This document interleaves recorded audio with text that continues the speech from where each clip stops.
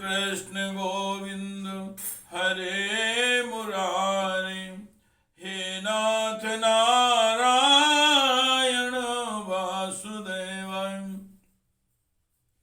हे नाथ नारायण वासुदेवाय, हे नाथ नारायण वासुदेवाय।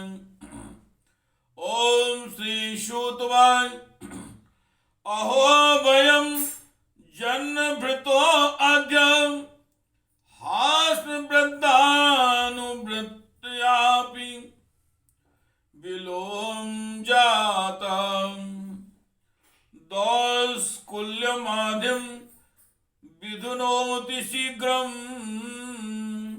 महात्मानां मविधान योगम् कृता पुनर्गृणतो नाम तस्य महात्म्येकान्तपरायणस्य यो अनंत शक्तिर भगवानन्तो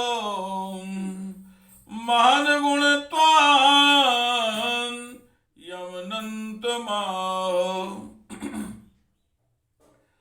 एतावतालं ननु सूचिते गुणैर्साम्यान्तिसायनस्य हित्वेतरान् प्रार्थ्यतो विभूतिर्यस्यां घृणेषु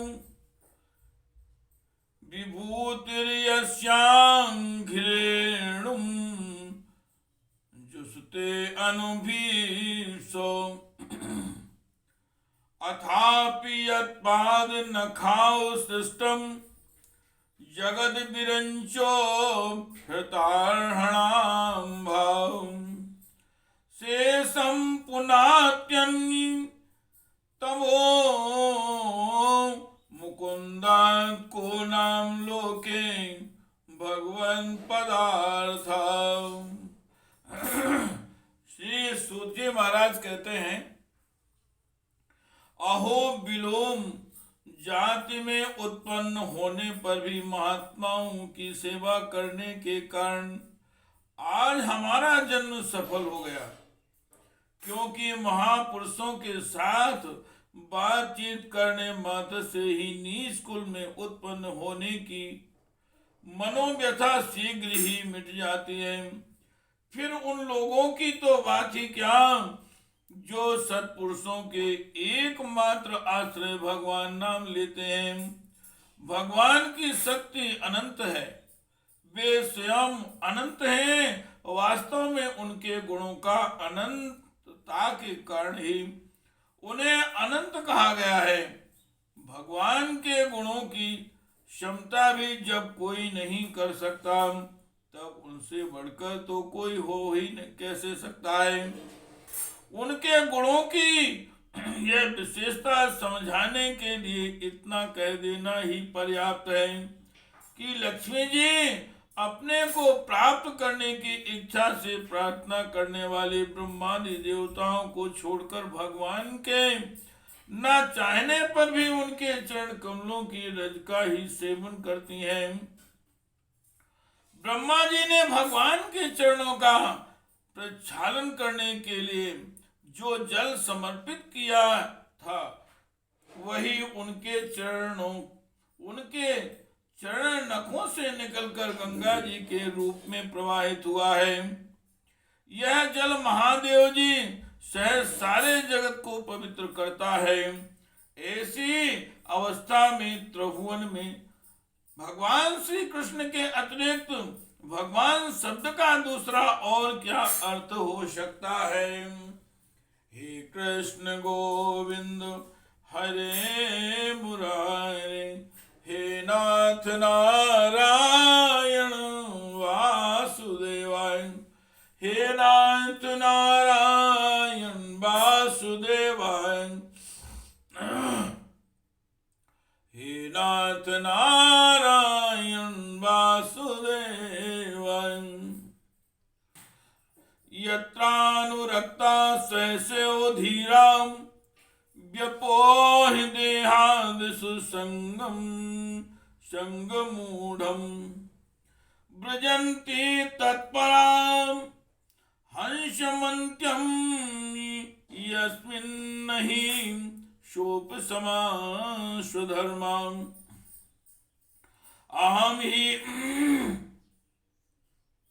अहम ही पृष्ठो आर्यमणो भवन भिरचा चक्ष आत्मा भगमो अत्र यावन् नभां पतन्त्यात्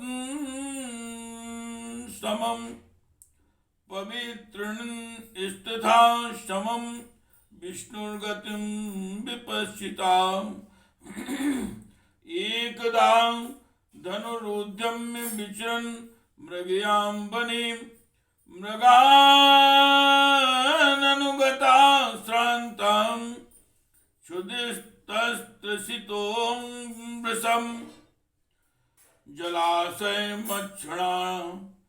जलाशयमक्षाण प्रविवेतमाश्रमं ददर्श मुनिमासीनं शान्तं मलितलोचनम्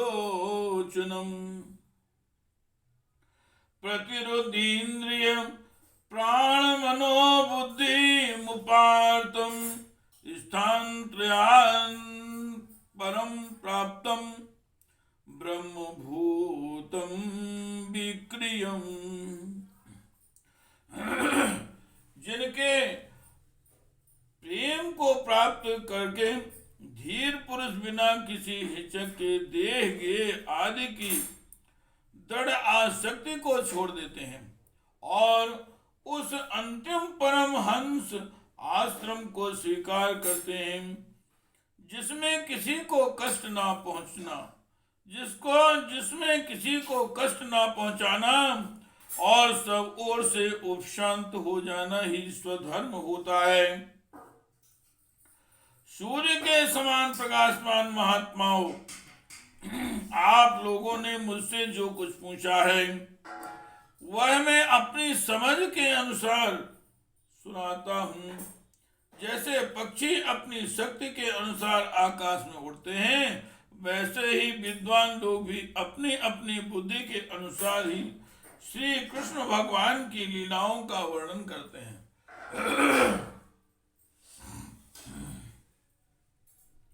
एक दिन राजा परीक्षित धनुष लेकर वन में शिकार खेलने गए थे।